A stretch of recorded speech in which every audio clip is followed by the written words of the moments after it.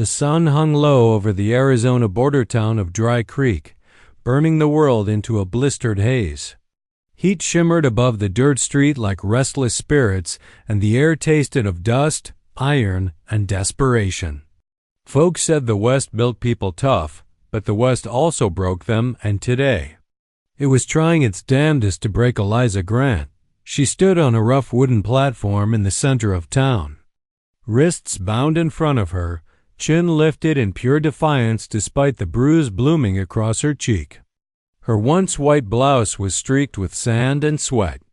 A crowd gathered below ranch hands smelling of whiskey, travelers seeking entertainment, and townsfolk with nothing better to do than watch the humiliation of a young woman who dared fight back.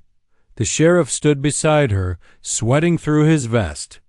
"Pay the fine, Miss Grant, and this all ends," he announced. "I didn't steal a damn thing, and you know it," Eliza snapped. The sheriff's jaw tightened.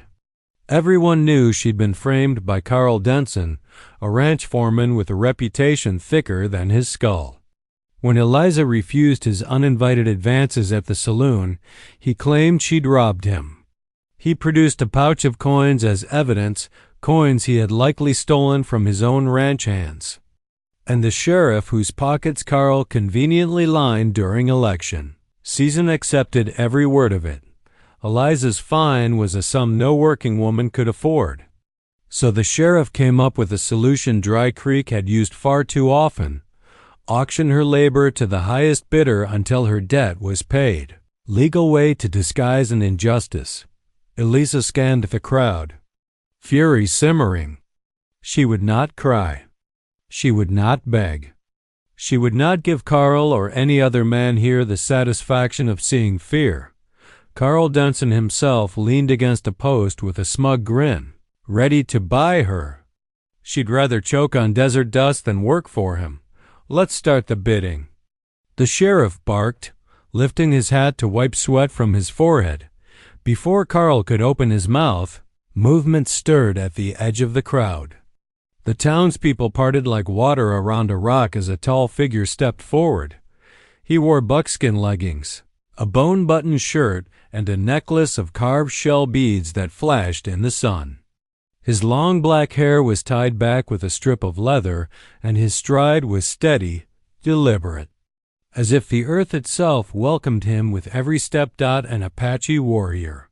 Dry Creek fell into whispers. Taza of the Chiricahua. Some men shifted uneasily. Others stared. Tensions between locals and Apache bands had been high for years. But Taza was known for settling disputes peacefully, an oddity the newspapers never bothered mentioning. He stopped in front of the platform, expression unreadable. Eliza glared down. "What do you want?" The sheriff cleared his throat.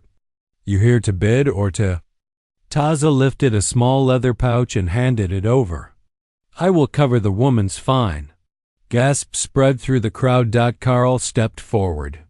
"Now, hold on, this ain't your business." Taza's eyes shifted toward him, not hostile, but sharp enough to cut stone. Carl fell quiet. The sheriff counted the coins, and his eyebrows shot up. "It covered the fine exactly." Well, that settles it." Eliza jerked against her bindings. "I don't want anyone buying my freedom. Especially not." And then her anger sharpened into a blade of pure threat. "Touch me and I swear I'll kill you." She hissed at Taza. The crowd sucked in a breath. Carl smirked, expecting Taza to bristle or back down. But the Apache warrior only smiled, calm, small, almost amused. Not mocking, but understanding, as though he had expected her fire all along. Without a word, he reached into his belt pouch and pulled out a small knife. Gasps erupted, not because he raised it in threat, but because he cut her bindings with a clean, swift motion. Eliza froze. Taza stepped back immediately, giving her space. "You are free," he said simply. "Free?" It felt like a word she hadn't heard in weeks. But freedom in the West was never simple, and she knew that. Carl glared daggers at both of them, and the sheriff's expression hinted trouble wasn't over. The moment she stepped off this platform, danger would follow. She swallowed. Meeting Taza's calm gaze, whatever came next, he wasn't her captor, but he might be the only thing standing between her and the men who wanted to break her. Dry Creek emptied behind them like a bad dream that refused to die. The sun was dropping toward the western rim of the world, coloring the sky in burning oranges that washed over the desert like fire on old parchment. Eliza Grant trudged ahead of the Apache warrior, jaw tight, shoulders stiff, the rope marks still raw around her wrists. Every few steps she threw a glare backward just to make sure he wasn't creeping closer. He never was. Taza kept a respectful 5 paces behind her, hands loosely at his sides. His posture calm as a still pond dot, it grated on her nerves more than if he'd tried something. "You don't need to follow me," she snapped over her shoulder. "I do," he replied mildly. "You are not safe." Eliza barked a humorless laugh.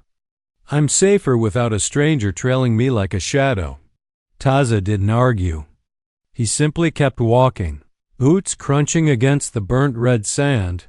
The wind kicked up dirt devils across the valley floor, and Eliza shielded her eyes.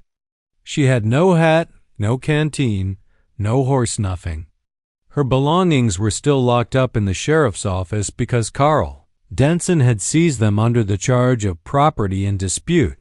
Taza, on the other hand, had a sturdy pain horse tied at the edge of town, a bow and quiver slung over his shoulder, and a small satchel filled with supplies. The man was prepared for everything. Eliza was prepared for nothing, but she'd rather walk barefoot across cactus than admit she needed help after an hour of silent travel. Taza spoke again, his voice low and even. "Carl Denson will follow. I know. He is angry. I know. He will bring men." She clenched her fists but kept her chin high. "I can handle him." Taza didn't answer. He didn't need to. The truth hung between them like the heat. Eliza couldn't handle Carl, not alone, not unarmed. And Taza had stepped between her and that ugly reality, without asking anything in return, which irritated her even more. They paused at a dry wash running between sandstone ridges. Taza knelt and brushed the soil with his fingertips. "Tracks," he murmured. Eliza stiffened. "Whose?" "3 horses headed south. 1 lame. They follow us." Her heart hammered. Carl's men. Taza rose silently and offered her his waterskin. "Drink." Eliza's pride flared hot. She snatched the skin and raised it, but then froze, staring at him. "You're not drinking first?" "You need it more," she frowned. "Why?" "You lost blood. How did?" He looked at her wrists, the marks red and irritated. "That rope was tied too tight." "Your hands trembled." Eliza swallowed hard. She hadn't realized he'd noticed anything. Most men noticed her figure, her clothes, or the idea of what they thought she owed them, not her pain. She drank, then shoved the waterskin back toward him. "Fine. Thanks." Taza accepted it with a nod, no smugness, no pity. They continued south until the light began to fade. Coyotes howled somewhere far off, and the air turned cold with that sudden nighttime bite unique to the desert. Eliza rubbed her arms. "Didn't expect it to get this cold. You should wear this." Taza handed her a small wool blanket. "I'm not your responsibility," she muttered. "No," Taza agreed. "But I gave my word." Eliza blinked. "Your word? To who?" He didn't answer. Instead, he pointed to a cluster of tall rocks forming a sheltered alcove. "We rest here." "It is safe." She sat stiffly, watching him tend to his horse and build a small fire. He moved with careful efficiency, making no unnecessary sound. Every motion was deliberate, as if he'd practiced it 1,000 times. When he finally sat on the opposite side of the fire, the flames flickered between them like a line drawn in glowing amber. "You think I'm going to run?" she asked. I think you will try, Taza said honestly. But you do not know this land. At night, the desert hides its teeth. I would not let you walk into its jaws. Eliza stared into the fire, fighting the warmth creeping into her chest. No man had spoken to her like that, not in years. Not with gentleness. Not with truth. She took a slow breath. If you didn't want anything from me, why pay my fine? Taza looked up at the stars, his expression softening. I told you earlier, you are not safe. A coyote leaves a wounded rabbit because he knows another predator will take it. Carl Denson is a hungry man. I could not leave you in his path. Eliza swallowed. His meaning was clear. Taza hadn't freed her to claim her. He had freed her so no one else could. The fire cracked softly as the desert night deepened. Something in her chest loosened, just a little. She pulled the blanket tighter around her shoulders. All right, she said quietly. You can follow. For now. Taza nodded once, a shadow of a smile touching his lips. And for the first time since her world had fallen apart, Eliza felt the faintest hint of something she'd forgotten how to feel. Safety. The desert had a way of testing people, and Eliza Grant was beginning to learn it was no respecter of pride, stubbornness, or defiance. The wind picked up mid-morning, whipping the red sand into tiny whirling demons that scratched at her skin and stung her eyes. Dust infiltrated every fold of her clothing, every strand of her hair, and every inhale she took. Taza rode slightly ahead, his horse moving steadily despite the chaos. Every now and then he would turn to check on her. His calm presence was like an anchor in the storm, and Eliza, much as she hated to admit it, clung to it. This doesn't look good, she shouted over the shrieking wind. No, Taza replied. His voice was steady low, carrying across the turbulent air. We should find shelter. They reached a ridge of jagged rocks that jutted up like broken teeth against the sky. Taza guided her toward a small alcove at the base of the rocks, a natural cavity that would shield them from the worst of the sandstorm. They dismounted quickly, and Taza secured the horses to nearby boulders. Using leather straps he carried in his satchel. Once inside the alcove, the storm felt like a living creature outside, howling, angry, and relentless. The two sat close to one another, the heat of Taza's body providing a strange comfort amid the cold grit of the storm. Eliza wiped dust from her eyes, her anger simmering.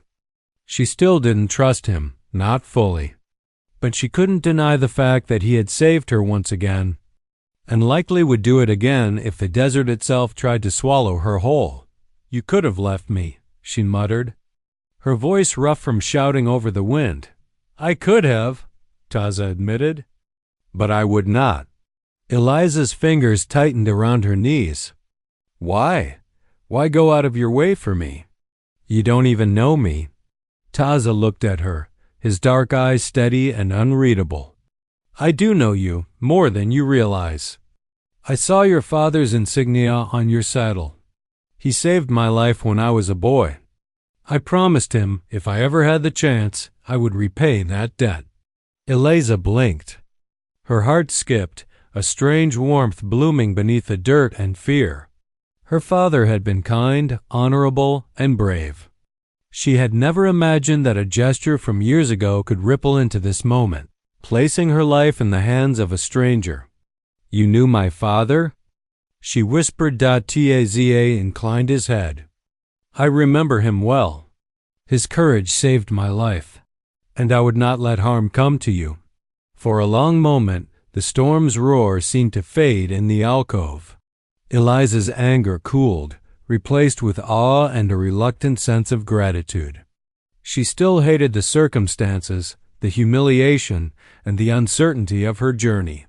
But Taza's presence, calm and unyielding, forced her to confront the fact that not every man in the West was cruel or greedy.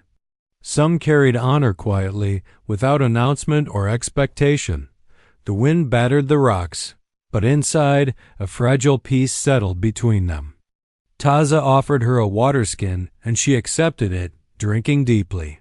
For a moment, they sat in silence, listening to the storm. Eliza noticed how he watched the desert beyond the alcove, scanning for dangers she couldn't see.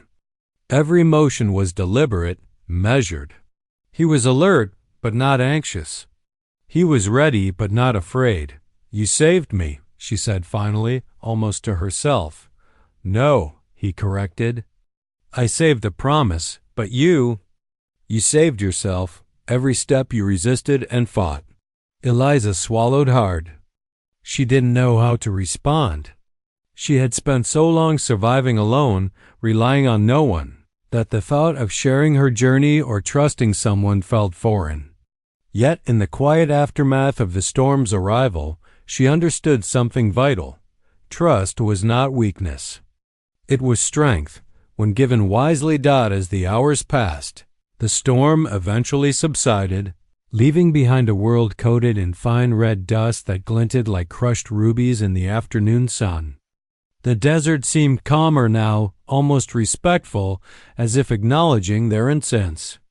Taza untied the horses, and together they mounted. Ready to continue south. Eliza felt a subtle shift within her, a growing respect for the man who had claimed nothing of her, yet given everything necessary to ensure her survival. She was beginning to understand that bravery and honor were not always loud. Sometimes they were measured in quiet gestures, in watching the horizon while the world threatened to swallow you whole, and for the first time in weeks, she felt hope, a fragile ember burning against the harsh, unforgiving landscape of the Wild West. The desert air had cooled, but the tension between Eliza and the Apache warrior, Taza, was far from gone. They rode in silence, the late afternoon sun casting long shadows across the sandstone ridges and sagebrush plains. Eliza's muscles ached from the long journey, but her mind was alert. Every sound, every shift in the wind, screamed that danger was not yet behind them. She spotted at first a glint of metal reflecting the sun far off on the horizon.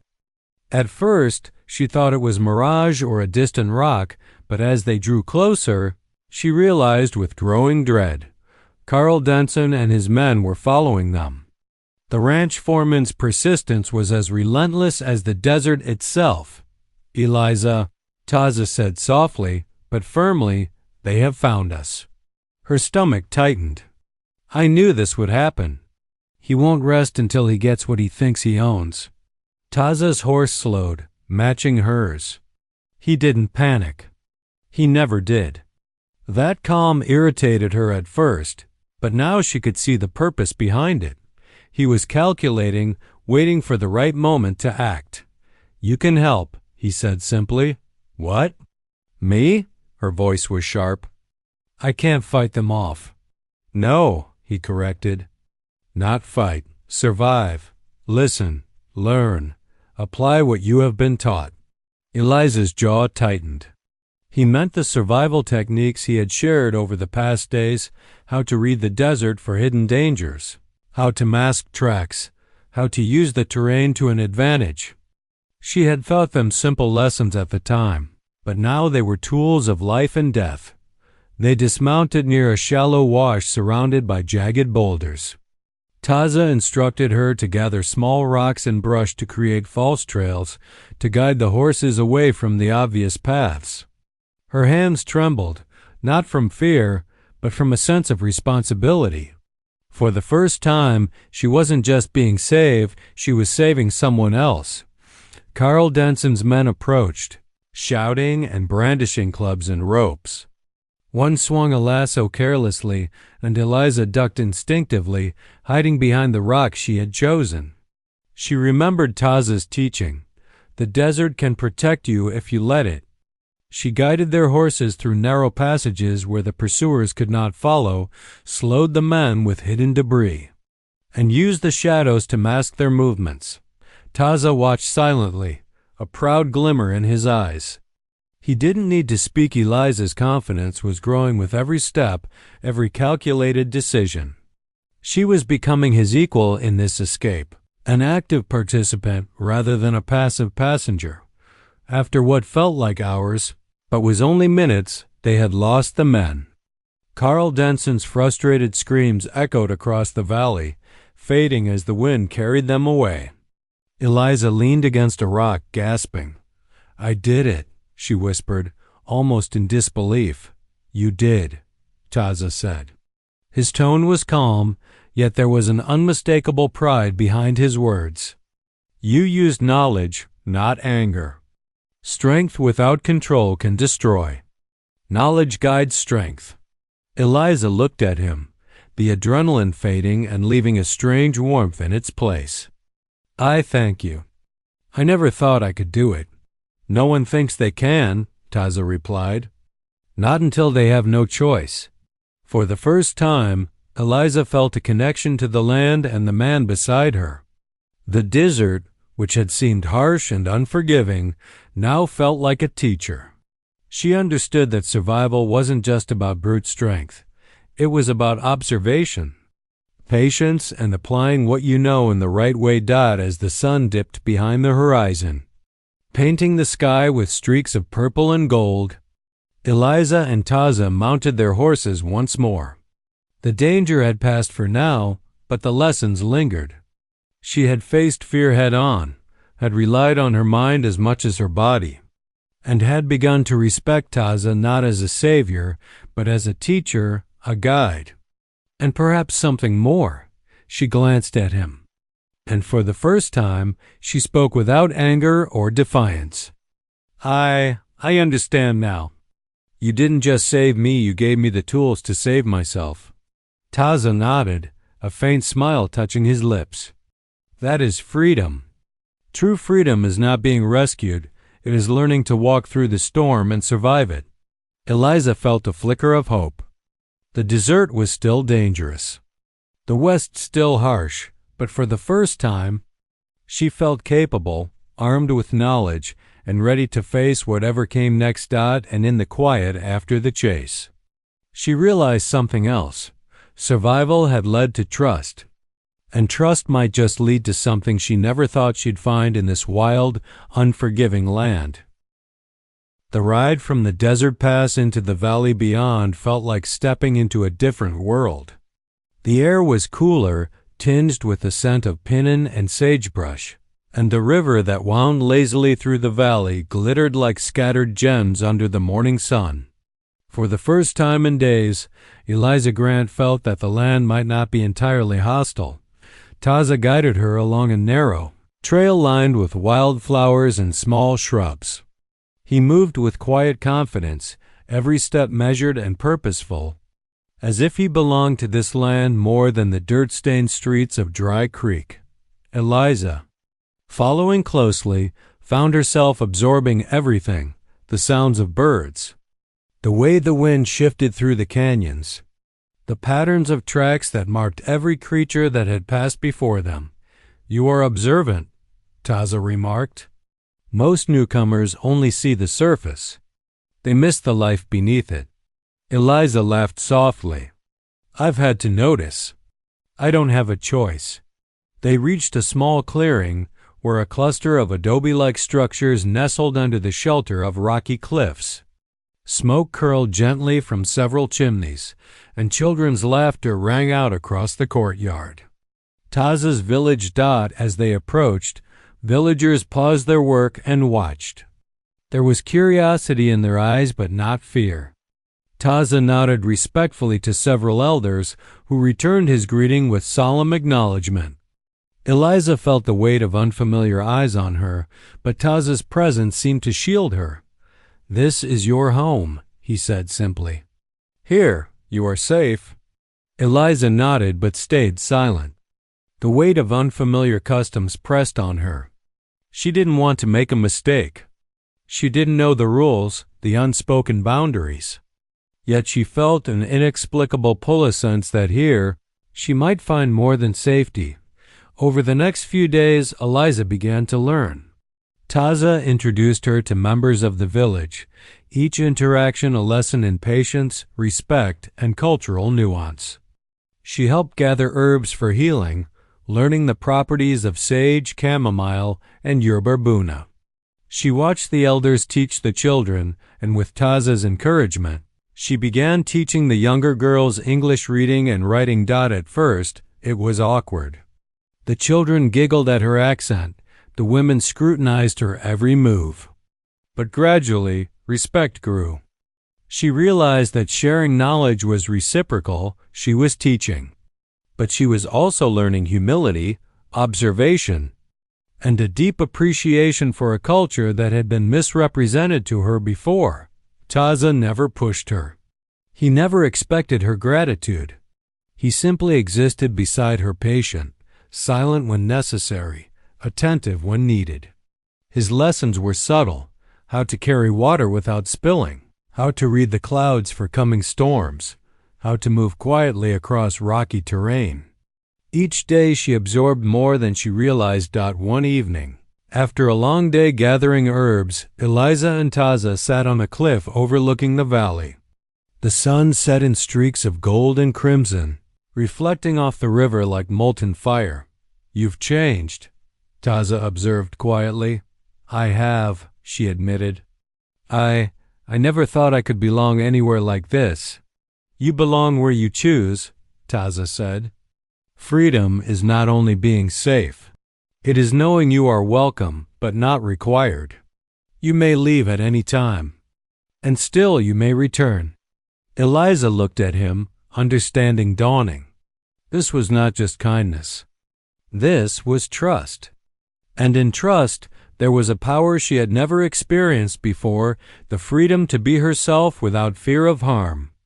Without expectation of ownership, without the weight of judgment she had carried her entire life. As the stars emerged, glittering against the deep indigo sky, Eliza felt a growing respect for Taza, not as a savior, but as a man who had guided her through chaos with patience and quiet wisdom. She realized that safety was only the beginning.